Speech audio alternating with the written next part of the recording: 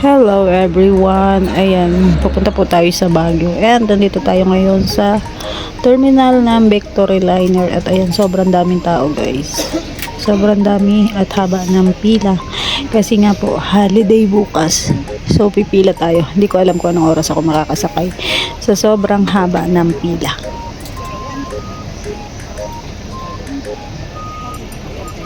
So ayan, after po ng mahabang pila, hindi pa rin tayo nakasakay sa Victory Liner. Kaya mas binabuti ko na lang na mag-van patungo sa Baguio. Ayan, sayang lang yung pinila pero sige lang. Okay lang po. And ayun, may mga kasabay naman ako na nag-van. Medyo mahal nga lang ang pamasahe kaysa sa bus. So ayan, dito na tayo, paakyat na tayo sa Baguio.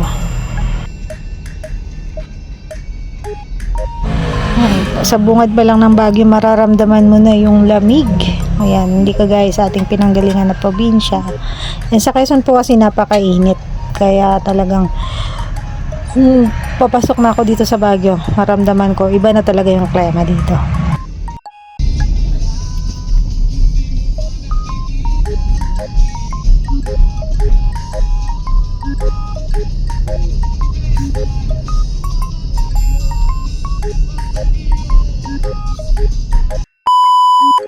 Hello everybody. Ayan, ito yung first day natin dito sa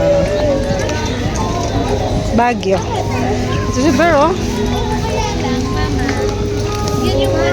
Tapos si Baby Treo, di ba? Umaga siya. Oo.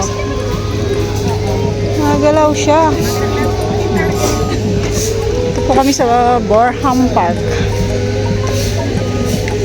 Ay, doon.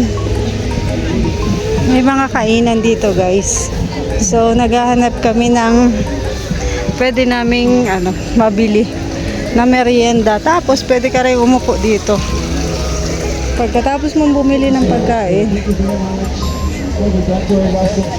pwede ka rin maupo dyan. Tapos yun, daming halaman dito. Hindi may bulaklak, madami. Ano pang bulaklak?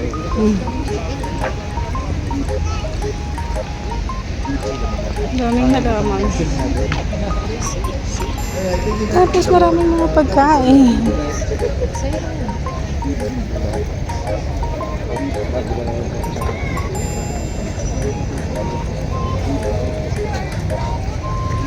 Ang ganda.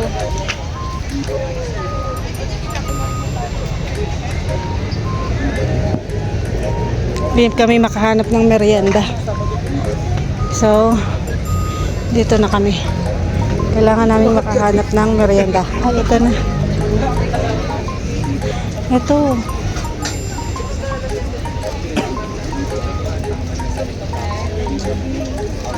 Pila. Ay, gusto ko yun. Empanada. Gusto mo? Empanada. Gusto mo?